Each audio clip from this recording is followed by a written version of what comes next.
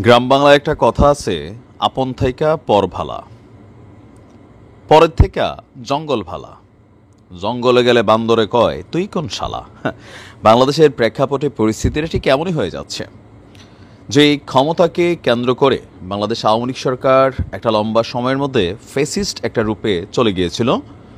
তো সেই সরকার পতনের পর এখন যে বাংলাদেশের স্বপ্ন আমরা দেখছি বা সবাই দেখছে যে একটা বাংলাদেশ হবে, এখানে রাজনীতিটা হবে ভিন্ন রকম, মানুষে মানুষের সম্পর্কগুলো থাকবে ভিন্ন রকম, ক্ষমতাকে কেন্দ্র করে আমার দলটা ভারী, আমরা অন্যদের উপর ঝাঁপাই পড়ব, যারা একটু দুর্বল দল তাদেরকে আমরা মাঠে নামতে দিব না। তো এই কাজগুলোই তো আওয়ামী লীগ এত বছর করে গেছে।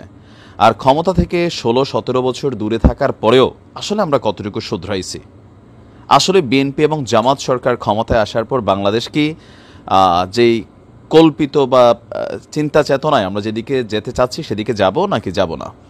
এখন আজকে যেই ঘটনাটা ঘটেছে বা এতদিন যাবৎ বিচ্ছিন্ন বিচ্ছিন্ন যতগুলো ঘটনা ঘটছে, প্রত্যেকটা ঘটনা একটা বার্তা দিচ্ছে শেখ হাসিনা ফিরবে নিশ্চিত।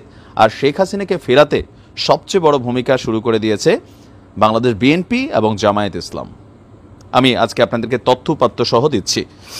গাইবান্ধায় আজকে যেই ঘটনা ঘটেছে, গাইবান্ধার শাহঘাটা উপজেলায় একটা ইসলামী জলসাকে কেন্দ্র করে বিএনপি এবং জামায়াতের নেতাকর্মীদের মধ্যে ব্যাপক সংঘর্ষের ঘটনা ঘটেছে।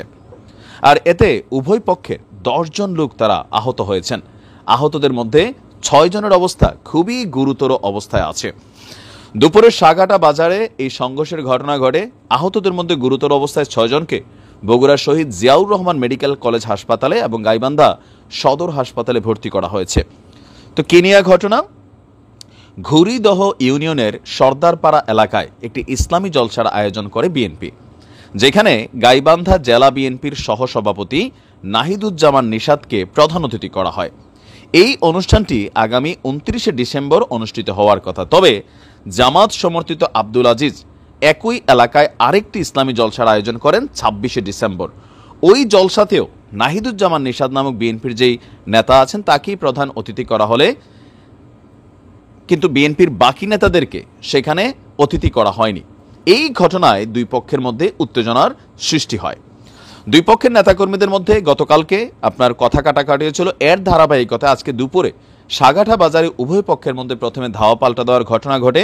এক পর্যায়ে সংঘর্ষের রূপ নেয়। এতে বিএনপির সদস্য সচিব, ঘুরিদহ ইউনিয়ন পরিষদের chairman Selim Ahmed Tulip, Shahghata degree college ছাত্রদলের আহ্বায়ক যিনি আছেন জাকিরুল ইসলাম সহ ঘুরিদহ ইউনিয়ন বিএনপির সদস্য সচিব আনিসুর রহমান সহ 6 জন আহত হয়েছেন। জামাতের পক্ষ থেকেও 7 জন আহত হওয়ার দাবি করা হয়েছে। তো আমরা যতটুকু দেখছি বিএনপির পক্ষ থেকে বলা হচ্ছে যে আমরা শান্তিপূর্ণভাবে অবস্থান করছিলাম, হঠাৎ করে জামাত আমাদের উপর লাঠি সোঁটা নিয়ে হামলা চালায়। অন্যদিকে জামায়াতের কোনো নেতার সাথে যোগাযোগ করা সম্ভব হয়নি। ওসি সাহেব বলছেন সংঘর্ষের ঘটনা ঘটেছে, আমরা পরিস্থিতিকে কন্ট্রোল করার চেষ্টা করছি। আপনি এই ঘটনাগুলো হচ্ছে একটা আজকে দুইটা দল যারা ভবিষ্যতে ক্ষমতায় যাওয়ার জন্য সবচেয়ে বড় প্রত্যাশা করছেন বা তাদের ঊর্ধ্বতন নেতারা চেষ্টা করছেন দলগুলো যেন মানুষের কাছে ইজ্জত সম্মান না হারায়। তারেক জিয়া বারবারই বলছেন 31 দফা মানুষের ঘরে ঘরে পৌঁছাই দেন, এবারের নির্বাচন পুলসেরাত পার করতে হবে, অনেক কঠিন হবে, সেখানে মানুষের আস্থা অর্জন করতে হবে। তাই আস্থা অর্জনের জায়গাটা কি এটা? বিজয় দিবসকে কেন্দ্র করে বিএনপির নেতাকর্মীদের মধ্যে যতগুলো ঘটনা ঘটেছে, সারা বাংলাদেশে প্রতিনিয়ত যেই চাঁদাবাজি, লুটপাট, বিভিন্ন জায়গায় মব জাস্টিস থেকে শুরু করে অনেক ঘটনা জামাত কর্তৃক টুকিটাকি ঘটছে, তবে বিএনপির দ্বারা বেশিরভাগ ঘটছে।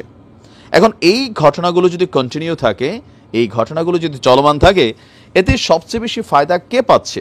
মানুষের মানসপটে একটা ভাবনা চলে আসছে, ভাই আগেই তো মনে হয় ভালো ছিলাম, আওয়ামী লীগ তো এগুলাই করতো, তো বিএনপি আইসা যে 17 বছর পরে ভালো কিছু করবে এটার কি নমুনা দেখা যাচ্ছে? বা জামাত ইসলাম আসলো যে বাংলাদেশে ভালো কিছু হবে এটার কি নমুনা দেখা যাচ্ছে? যে চোখ বন্ধ করে এতদিন ক্ষমতায় না থাকার পরে একদম পরিশুদ্ধ রূপে নেতাকর্মীরা পরিবর্তন হয়েছে, দলের হাইকমান্ড পরিবর্তন হয়েছে, অনেক সুন্দর সুন্দর সিদ্ধান্ত নিচ্ছেন, দলের নেতাকর্মীদের বিরুদ্ধে পর্যন্ত মামলা দায়ের করছেন, কিন্তু লোকাল এরিয়াগুলোতে, গ্রামে গঞ্জে, ইউনিয়নে এই জিনিসগুলো কি হচ্ছে না।